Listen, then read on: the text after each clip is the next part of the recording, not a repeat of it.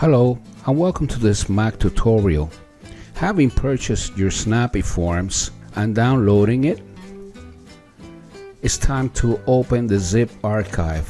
Click on Finder and most likely you will locate the file that you just downloaded in your downloads directory. Right click and use Open with Archive Utility. And it's here.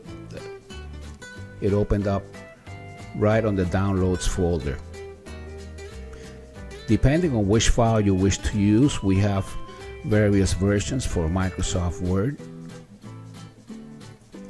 These are the Microsoft Word form help files and the interactive PDF form help files, and here we have the interactive PDF form for use with, please pay attention, Adobe Reader.